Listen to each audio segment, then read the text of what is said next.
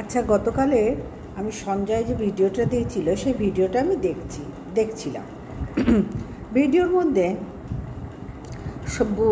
সঞ্জয় যে কথাগুলো বলেছে, কথাগুলো ম্যাক্সিমামটাই ঠিক, আবার বেশ কিছু কথা আমার মনে হলো যে ও ঠিক বলেনি এবং সেই কথাগুলোই আমি এখানে একটু আলোচনা করতে এলাম তোমাদের সঙ্গে। তো শিবার আর টিনুর মধ্যে যে বিষয়টা হলো ভেরি রিসেন্ট, মানে কেস তোলাতুলি, দুজনেই উইথড্র করে নিল। টিনু প্রথমেই করেছিল এবং সীমার উকিলকে জানিয়েছিল, তারপরে দুজনেই রাজি থাকাতে কেসটা উইথড্র করে নিল। কোন কেসটা সবাই তোমরা জানো, সেই বিষয়ে বলে ভিডিওটা বড় করার কোনো মানে হয় না। তো সেই বিষয়ে সঞ্জয়ের ভিডিওতে দেখলাম টিনু নাকি সীমাকে জুতোর বাড়ি মেরেছে বলে লাফালাফি যেরম হাইপার এরা হয়, মানে এরা না বড্ড ভিডিও করতে গেলে, শুধু এরা বললাম, নাম বললাম না কাউরির, তবে সীমার কথা যখন উঠেছে, সীমা, সঞ্জয় আর একজনও আছে, এরা বড্ড ভিডিও করতে গেলে না হাইপার হয়ে যায়। কারণ কি বলো তো বন্ধুরা, এরা ভিডিও করতে গেলে, এরা যখন যে পয়েন্ট নিয়ে ভিডিও করে, পয়েন্ট টু পয়েন্ট ভিডিও করে, 100 বার এরা খুব ভালো ভিডিও করে এবং দক্ষতার সঙ্গে ভিডিও করে, কিন্তু হাইপার হয়ে যায়। পয়েন্ট থেকে না, যে পয়েন্টটা নিয়ে করছে সেখান থেকে বলতে বড্ড হাইপার হয়ে যায়, যার জন্য ওদের কেস কামারিটা ওদের লাইফে বেশি ভুগতে হয়। কারণ কন্ট্রোভার্সি তো অনেকেই করছে, কিন্তু এদের তিনজনের মতন কেস কামারি ভোগা আরও দু একজন অবশ্যই ভুগেছে, কিন্তু এদের মতন ভোগান্তি মনে হয় আর কাউকে, কোনো কন্ট্রোভার্সি ক্রিয়েটারকে নিয়ে পেতে হয়নি। কারণ প্রত্যেকেই তারা কন্ট্রোভার্সিটা যে করছে, ভিডিও টু ভিডিও করি, প্রত্যেকেই এখন ভিডিও টু ভিডিও করা হয়, কন্ট্রোভার্সি করে।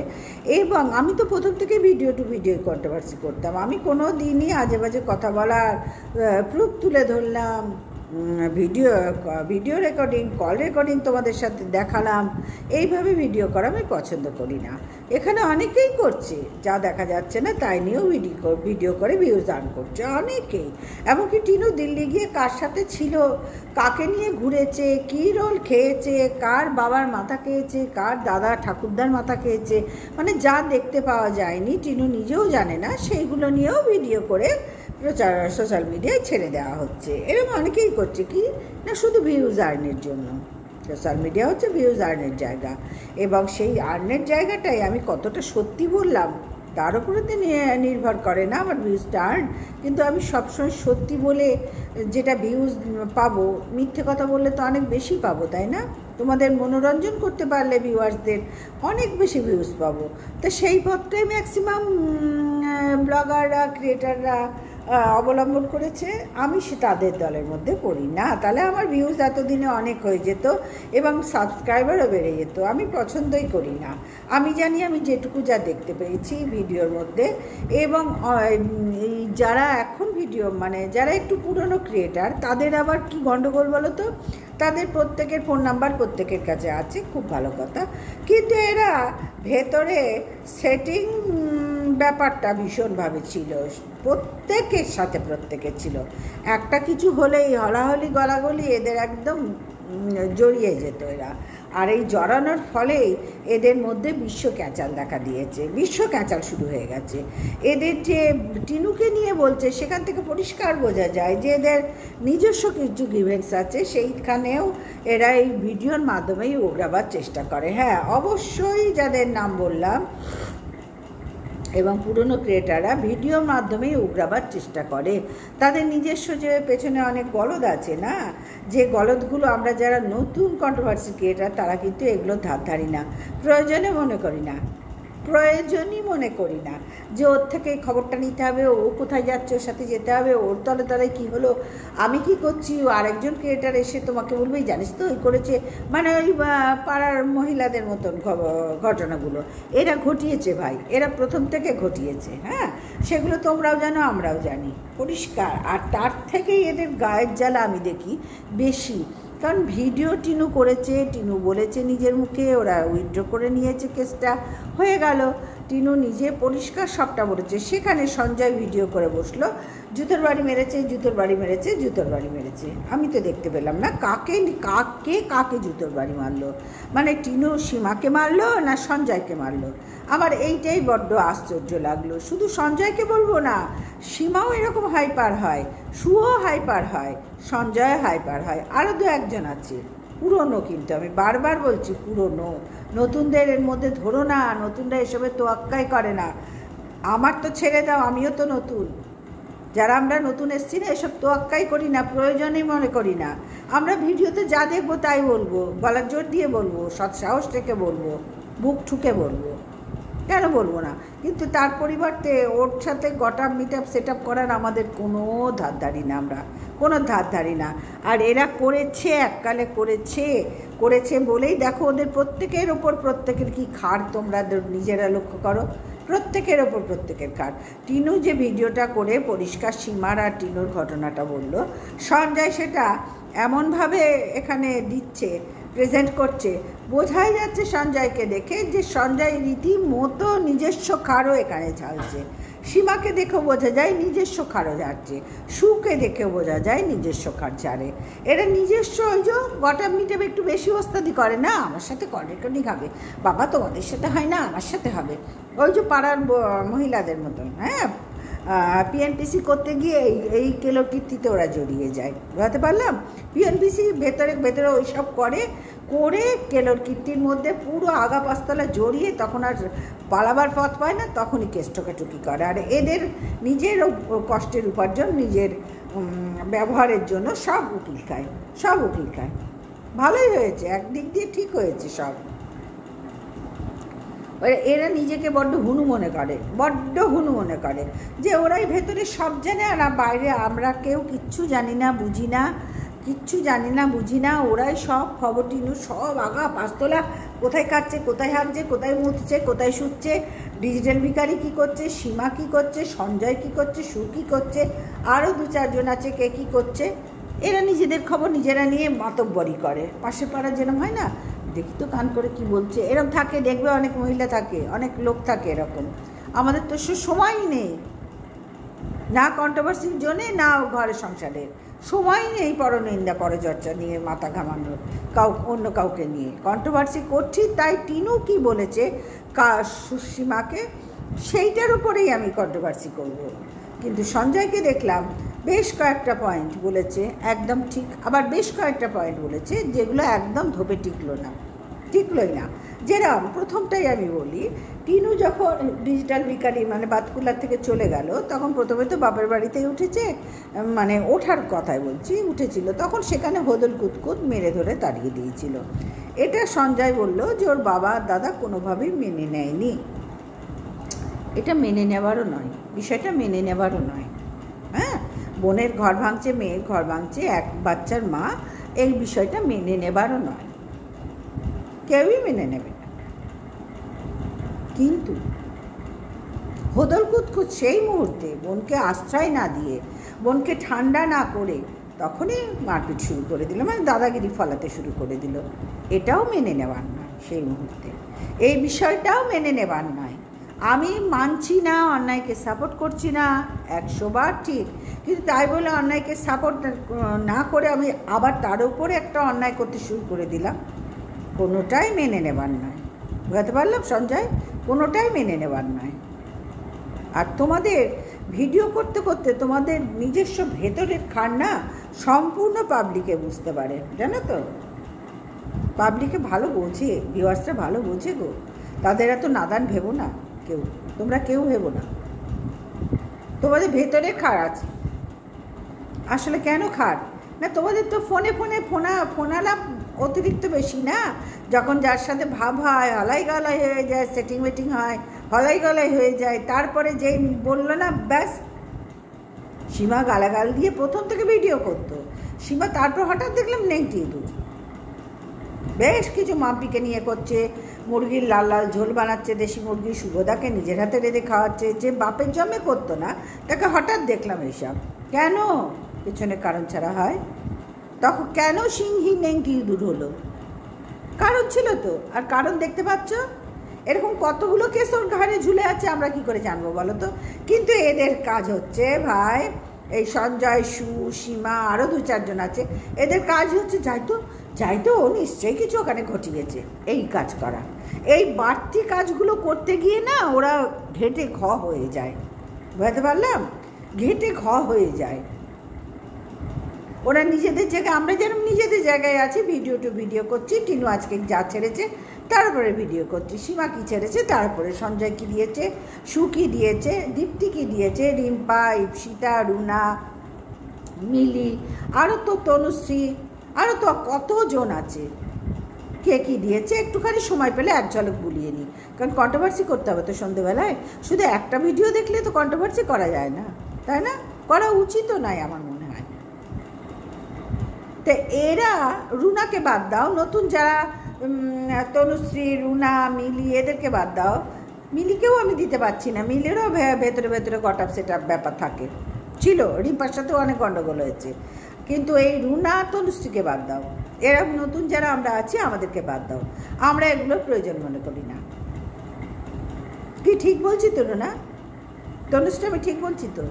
আমাদের এগুলো ধারি না, আলাদা আলাদা ফোন করে কিরে কি হয়েছে, ও তাই হয়েছে নিয়ে আবার সন্ধ্যাবেলায় যখন বসলাম বা দুপুরবেলায় বসলাম উগরাতে শুরু করে দিলাম। এইবার উগরাতে যখন দেখছি আমার সাথে ওর উগরানো এক হচ্ছে না, ব্যাস আবার অন্য সুরে উগরাতে শুরু করলাম। এরা এই জিনিস, যার জন্য এদের পেছনে না অনেক বাঁশ লাগে, জানো তো? অনেক কঞ্চিতে হয় না, পুরো বাঁশে ভর্তি হয়ে যায়। আর সেই বাঁশ মেটাতে হয় কি করে? এদের এই কষ্ট করা উপার্জন, ভিডিও করে, কষ্ট করে ভিডিও করা তো আর তো মুখের কথা নয়, অনেক কষ্ট করতে হয়। সুতরাং এই কষ্টের উপার্জনটা উকিল কোকিল খায়, ভালোই হয়।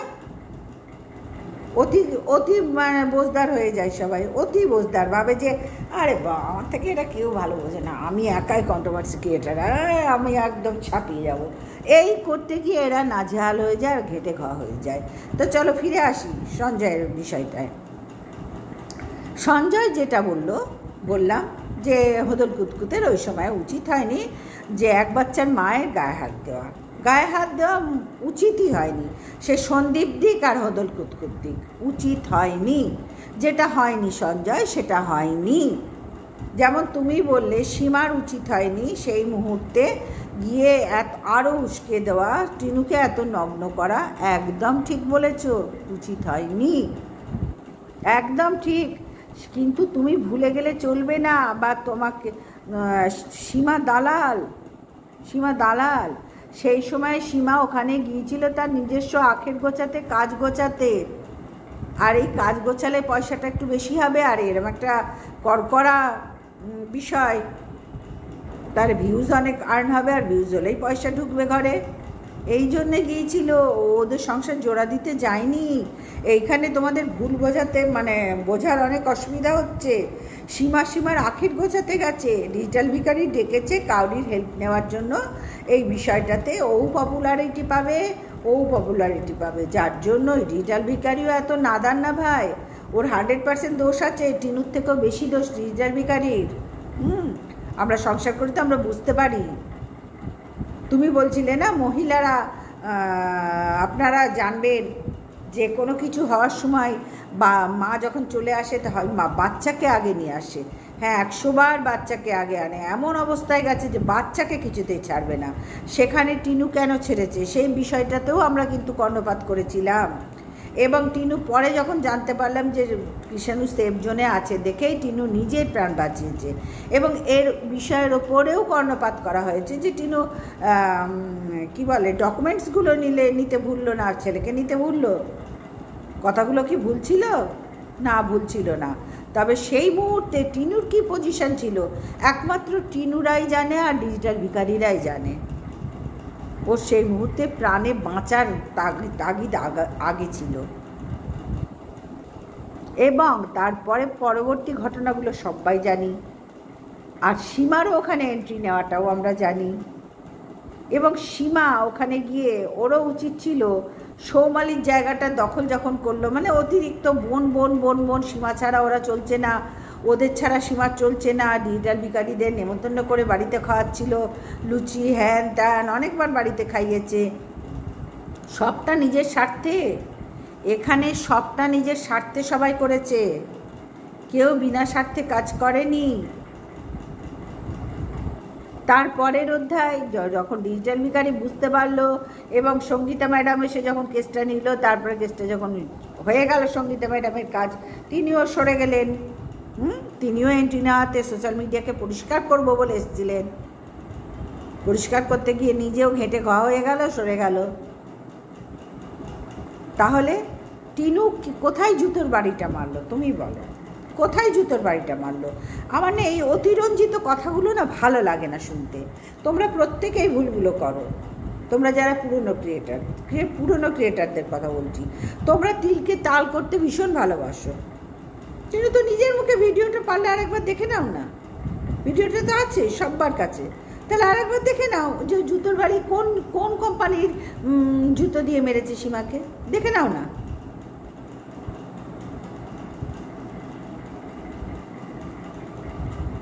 অতিরঞ্জিত ব্যাপারগুলো তোমরা করা বন্ধ করো, কারণ আমাদের কিচ্ছু না আমাদের, তোমাদেরই পেছনে আবার বাস দেবে, আবার সীমা দিয়ে দিলে একটা কোনো কেস ঠুকে, আবার তুমি তার উপরে নিয়ে উকিল তোমার সব কষ্টের পয়সা নিয়ে গেল, আবার ও কেউ কেস ঠুকলো। তোমরা তো এই ঠোকাঠুকি করতে করতেই আজকে এই দশার জায়গায় পৌঁছেছ।